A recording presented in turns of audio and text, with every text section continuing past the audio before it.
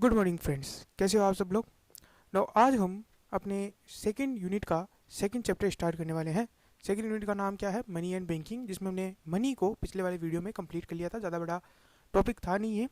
अब बैंकिंग के ऊपर आ जाते हैं हम, जहाँ पे हम इसे आज बैंकिंग को समझेंगे। बैंकिंग लगभग 2 से 3 वीडियो आपके कंज्यूम करेगी, यानी कि 2-3 वीडियो लगेंगे इसको कंप्लीट करने में।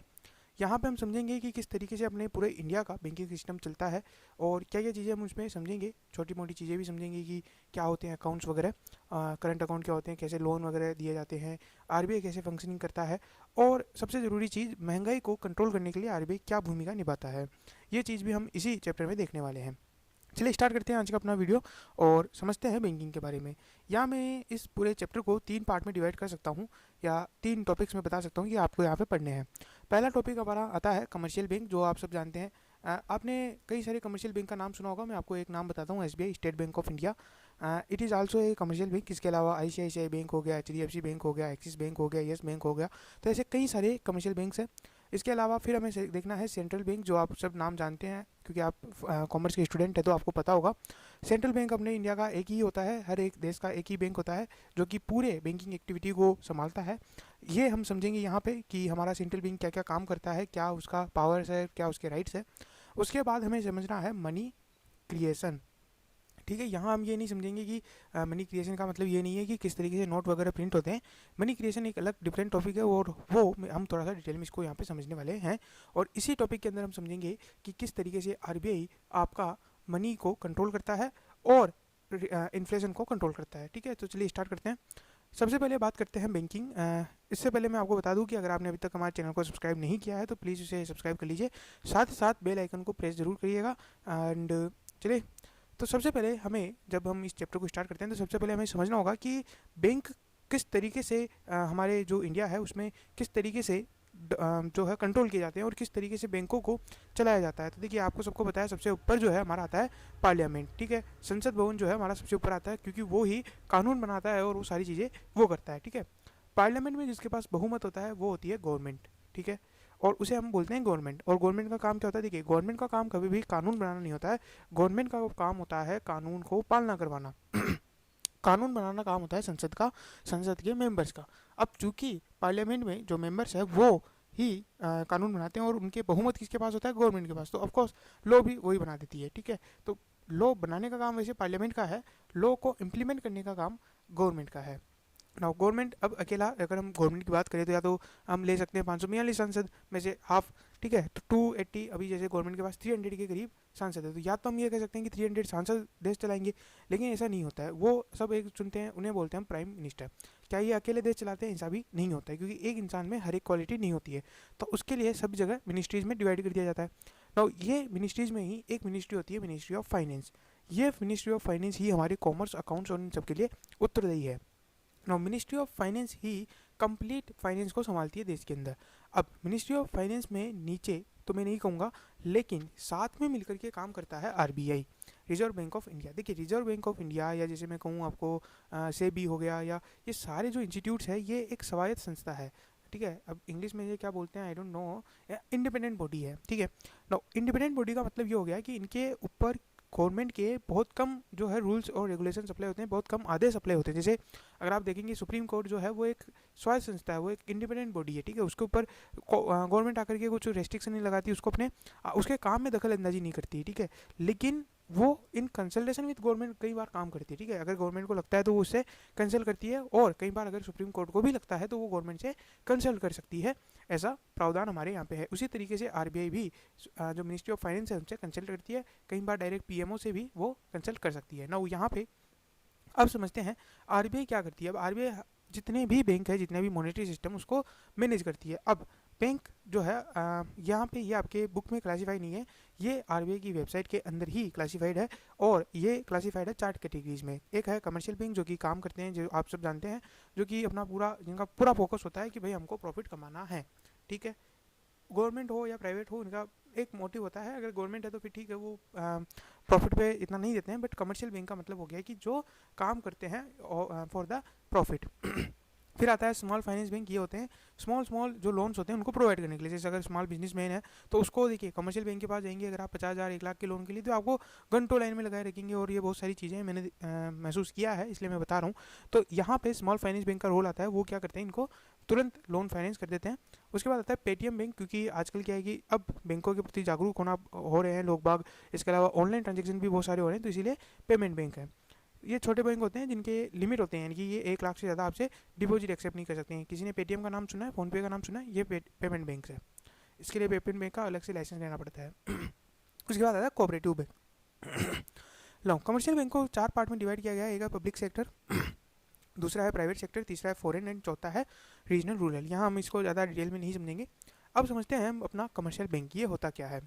ये एक ऐसा इंस्टीट्यूट है जो 2 फंक्शन करता है, एक्सेप्ट करता है डिपॉजिट, दूसरा करता है ग्रांटिंग लोन, और इन दोनों से प्रॉफिट कमाता है। इन दोनों एक्टिविटीज़ का इसका मेन फोकस ही होता है क्या करना, अर्निंग प्रॉफिट। नाउ यहाँ पे समझ से पहले आपको समझना पड़ेगा कि ये करता है एक्सेप्टिंग डिपॉजिट, दूसरा है ग्रांटिंग लोन, और तीसरा कभी कभार बैंक की एक्टिविटी भी करते हैं, वो है मेकिंग इन्वेस्टमेंट। नाउ ये तीनों एक्टिविटीज़ वो क्यों करते हैं, अर्निंग प्रॉफिट। अब हम बनाते हैं, पहले जब हमने पहले चैप्टर में देखे थे वहाँ पे हमने 2 सेक्टर इकोनॉमी हमने समझी थी। 2 सेक्टर इकोनॉमी में एक होते हैं हमारे पास हाउस होल्ड और सेकेंड होता है हमारे पास फर्म।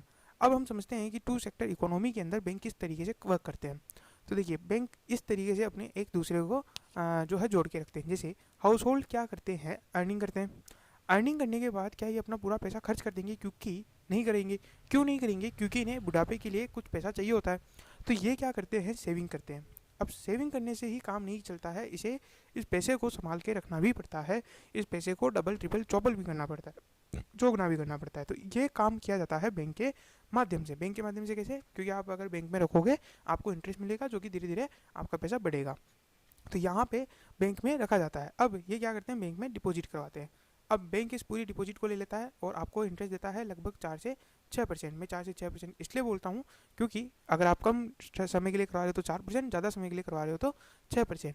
अब बैंक क्या करता है, फर्म्स को कैपिटल के लिए लोन प्रोवाइड करता है, और इस लोन के लिए क्या चार्ज करता है, इंटरेस्ट। और ये इंटरेस्ट चार्ज करता है लगभग वो 7 से 9%। और ये जो मार्जिन है 3% का, अगर 4 से देखेंगे तो 7, और ये 3% का जो मार्जिन है, ये 3% या 4% का जो मार्जिन रहता है बैंक के पास, यही बैंक का प्रॉफिट हो जाता है। बैंक की रिस्क क्या है, मान लीजिए जिसको लोन दिया है वो आए नहीं, वो वापस जमा नहीं कराया। आपने अभी हाल ही में कई सारे नाम सुने होंगे, उनका नाम नहीं लूँगा क्योंकि इंटरनेट पे वैसे ही बहुत सारे हैं। तो वो सारे जैसे लोन नहीं चुका पाते हैं, नहीं सॉरी चुकाते ही नहीं है, तो फिर ऐसे में बैंकों का लॉस होता है। और ये बैंकों का लॉस इस तरीके से, ये जो 3-4% है जो ये अर्न कर सकते थे उनमें से लॉस होता है। और कई बार अगर बैंक बहुत ज़्यादा लॉस अगर उसको हो जाता है तो फिर ये इस डिपॉजिट को भी मना कर सकते हैं। हालांकि आरबीआई खुद इन चीज़ों को देखता है, इसलिए ऐसा होना बहुत कम है। अभी तक लगभग मैं जहाँ तक ध्यान है मुझे 1980 के बाद अभी तक कोई बैंक वैसे ऐसे फेलियर हुआ नहीं है कि जिसकी डिपॉजिट जो है वो कम हो गई हो। बात कर रहा हूँ नेशनलाइज बैंक की, ठीक है ना। उसके बाद आता है नेक्स्ट टॉपिक हमारा कि बैंक हमारे फंक्शन क्या करते हैं। देखिए आपने 2 फंक्शन तो वहीं पे सीख लिए थे, पहला था एक्सेप्टिंग डिपॉजिट और दूसरा था ग्रांटिंग लोन, और इन दोनों फंक्शन से ही वो मैक्सिमम अर्निंग कर लेता है। लेकिन उसके अलावा भी कई सारे फंक्शंस हैं, जैसे कि ओवरड्राफ्ट फैसिलिटी, उसके अलावा डिस्काउंटिंग ऑफ बिल्स, तीसरा है एजेंसी, और फोर्थ है जनरल यूटिलिटी वाले। नाउ इन सबको भी हम डिटेल में समझेंगे, लेकिन फर्स्ट हम समझते हैं प्राइमरी फंक्शंस को, कि प्राइमरी फंक्शंस कौन कौन से परफॉर्म करता है बैंक। सबसे पहला आता है accepting deposit. Now accepting deposit में मैंने आपको पहले भी जो अकाउंट है वो बताए थे, तो यहाँ पर भी वही है कि जो बैंक है वो अलग अलग अकाउंट में डिपॉजिट एक्सेप्ट करता है। जैसे करंट अकाउंट में डिपॉजिट एक्सेप्ट करता है। नाउ करंट अकाउंट क्या होता है, वो अकाउंट होता है जहाँ पे आपको पास ट्रांजेक्शन की कोई लिमिट नहीं है। देखिए मेरी बात सुनिए, करंट अकाउंट अगर आपको समझना है, इसका सीधा सा मतलब हो गया आप गए पैसे लेकर के बैंक के पास और वहाँ पे छोड़ दिए। अब आपको जब जरूरत पड़ेगी आप जाओगे निकालोगे, कोई दिक्कत नहीं है। बैंक अगर नहीं चलता है तो आपको चेक फैसिलिटी दी जाती है, आपके पास इंटरनेट बैंकिंग होता है, आपके पास आजकल यूपीआई होता है, कई सारे अलग अलग तरीके हैं, उससे आप पैसे निकाल सकते हो, जमा करा सकते हो। कोई ट्रांजेक्शन लिमिट नहीं है, कोई आपको इंटरेस्ट नहीं मिलेगा, और ये ये मेंटेन किया जाता है बाय द फर्म्स या बिजनेस मैन। नाउ ये तो हो गया करंट अकाउंट। इसमें क्या है, आपने पैसा जमा कराया, अब आपकी जब मर्जी आए उसको निकालिए, बैंक कोई रोक टोक नहीं करेगा। उसके बाद आता है सेविंग अकाउंट। देखिए हाउस होल्ड को ज़्यादा पैसे निकालने और जमा कराने की ज़रूरत नहीं होती है। अगर मैं एक टिपिकल सैलरी मैन की देखूँ कि जो सैलरी पे जी रहा है ना, तो अगर उसका मैं देखूँ तो एक सैलरी आएगी एक बार, ये हो गया क्रेडिट, ठीक है। महीने में एक आध क्रेडिट और मान लो किसी चीज़ से, अदरवाइज अब होगा उसका डेबिट आने की खर्चा। वो कैसे होगा, उसका डायरेक्ट इलेक्ट्रिसिटी बिल वो वहाँ से पे कर देगा। तो देखिए ट्रांजेक्शन में भी जो लिमिट है वो डायरेक्ट बैंक टू बैंक नहीं रहती है, ट्रांजेक्शन की लिमिट रहती है यहाँ पे केस के अंदर, ठीक है, आप केस नहीं निकला सकते, ठीक। और इसके अलावा भी कई बार थोड़ी बहुत लिमिट और रिस्ट्रिक्शन हो जाती है। यहाँ पे चूँकि सेविंग अकाउंट है तो यहाँ पे भी थोड़ा सा इंटरेस्ट मिलता है, क्योंकि ट्रांजेक्शन आप तुरंत नहीं होते हैं, ठीक है, ट्रांजेक्शन इतने सारे नहीं होते हैं।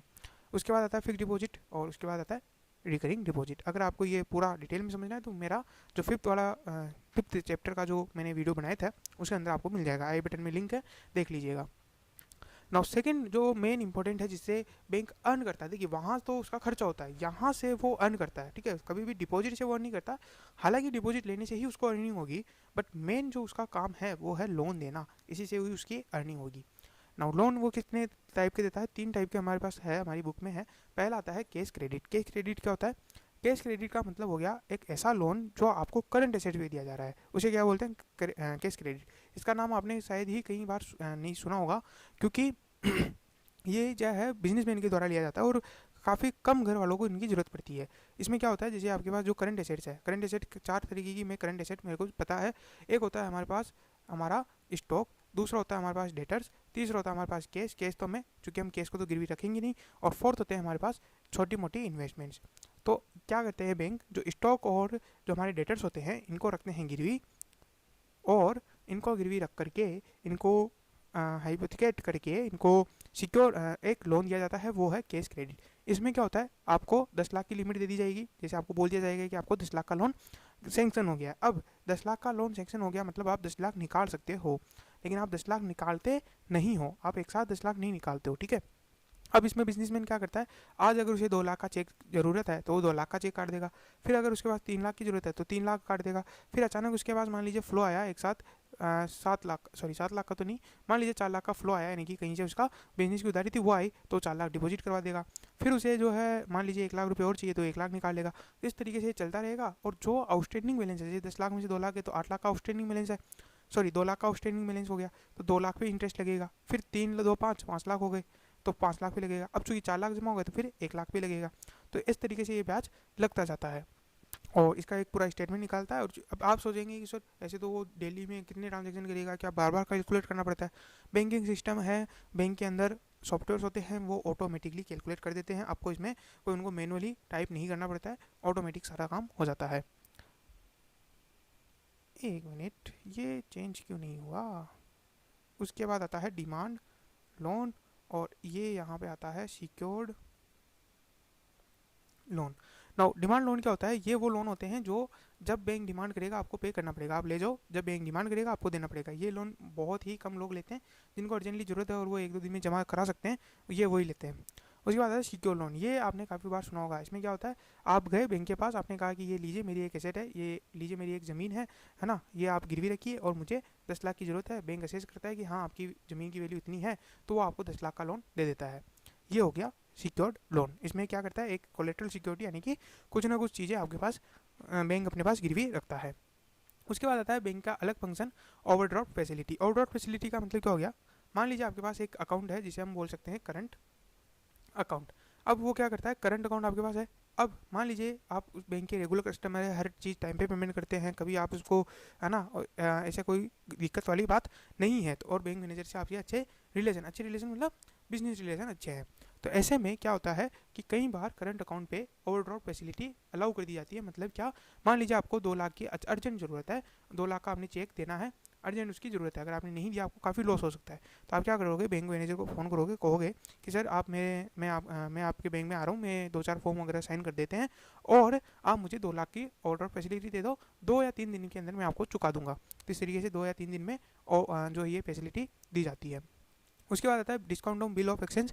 बिल ऑफ एक्सचेंज चैप्टर आपने पढ़ाई था, उसका डिस्काउंटिंग करना, यानी कि प्रायर पेमेंट आपको कर दिया जाता है। जैसे मान लीजिए मिस्टर एम ने मिस्टर एन को माल बेचा।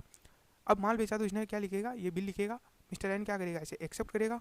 नाउ मिस्टर ए एक्सेप्ट करेगा, उसके बाद मिस्टर एम को पैसा लेना है एन से, तो अब एम क्या करेगा कि बैंक में जाएगा और वो डिपॉजिट करवाएगा बैंक में, और बैंक पैसा दे देगा एम को। अब एन चूंकि 1 महीने बाद पैसे देने वाला था, तो एन क्या करेगा, जब पैसे देने की बारी आएगी तो बैंक कहेगा कि आप मुझे एम को मत दीजिए, सीधा मुझे दे दीजिए। तो इस तरीके से discounting of bill of exchange. उसके अलावा एजेंसी का मतलब हो गया कि आपका काम कर रहा है वो आपके बिहाफ पे, ठीक है। इसका मतलब ये हो गया, जिस तरीके से एजेंट होते हैं ना हमारे बिहाफ पे हमारा काम करना, तो इसी तरीके से आपके बिहाफ पे आपका काम करना फॉर द कमीशन। ऐसे कई सारे काम हैं, जैसे ट्रांसफ़र ऑफ फंड, एक जगह से दूसरी जगह पैसा भेजना, एक बैंक से दूसरी बैंक में पैसा भेजना। इसके अलावा जो collection and payment of various item, आपने कई बार देखा होगा कि आपका अगर आपको इलेक्ट्रिसिटी पेमेंट करना है तो वो बैंक डायरेक्ट आपके थ्रू कर देता है, आपके लिए कर देता है। आप बस उसको स्टैंडिंग दे दीजिए, तो जैसे ही इलेक्ट्रिसिटी बिल आएगा बैंक के पास नोटिफिकेशन चला जाएगा, बैंक आपका पेमेंट सीधा कर देगा, सीधा पेमेंट आपका कर देगा। इसी तरीके से LIC का पेमेंट कर दे सकता है ना। तो इस तरीके के कई सारे पेमेंट है जो बैंक डायरेक्टली आपके यहाँ पे कर सकता है, बस आपको उसे देना पड़ता है। फॉरेन एक्सचेंज का भी काम, परचेज और सेल का पूरी अथॉरिटी बैंकों के पास ही होती है। आप कहीं ऐसे जाकर के बैंक जो है डॉलर वगैरह परचेज नहीं कर सकते हो, आपको बैंक के थ्रू ही परचेज करना पड़ता है। तो ये एक काम हो गया। उसके अलावा है सिक्योरिटी। सिक्योरिटी का मतलब हो गया जो आपके शेयर्स वगैरह होते हैं ना, वो भी आप जाकर के बैंक से परचेज कर सकते हो। इनकम टैक्स कंसल्टेंसी, आजकल तो जो है बैंक जो है वो डायरेक्ट यहाँ पे हमारे दे देते हैं, जिसके थ्रू आप डायरेक्टली इनकम टैक्स जमा करा सकते हो। तो इनकम टैक्स कंसल्टेंसी दिया जाता है trustee and executor letter of reference. कई बार मान लीजिए कि A है और B है, ये दोनों एक दूसरे से अनजान है, ये दोनों एक दूसरे के साथ बिजनेस करना चाहते हैं। अब A को डर है कि कहीं B मेरा पैसा नहीं दे, तो B क्या करता है, फिर बैंक के पास जाता है और बैंक उस B की गारंटी देता है, उसका रेफरेंस देता है कि कोई दिक्कत नहीं, B अगर आपको पैसा नहीं देता है तो मैं दे दूंगा, मैं B की गारंटी लेता हूँ या मैं B का रेफरेंस लेता हूँ। तो ये हो जाता है लेटर ऑफ रेफरेंस। उसके अलावा जनरल यूटिलिटी, ये है लॉकर फैसिलिटी दी जाती है, ट्रेवल्स चेक है, लेटर ऑफ क्रेडिट है। लेटर ऑफ क्रेडिट भी सेम इसी तरीके से A और B है, बट यहाँ पे क्या होता है, बैंक ये नहीं कहता है कि अगर B ने पैसा नहीं दिया तो मैं दूंगा, यहाँ सीधा ये कहता है पैसा आपको मैं ही दूंगा और B मेरे को बाद में भुगतान कर देगा। आपको क्या करना है, जैसे आप B को माल भेजोगे, आपको सीधा बिल मेरे पास लेकर के आना है और मेरे से पैसा ले जाना है। तो ये होता है लेटर ऑफ क्रेडिट। उसके बाद आता है under writing, security and collection of data. RBI या जो मिनिस्ट्री ऑफ फाइनेंस है उनके लिए कई बार ये डाटा कलेक्शन का काम भी करते हैं ना। अब हमारा जो टॉपिक है वो है सेंट्रल बैंक, जिसे हम नेक्स्ट वीडियो में समझने वाले हैं। तो आज का वीडियो बस इतना ही। Thank you very much for listening us. Good day, good bye.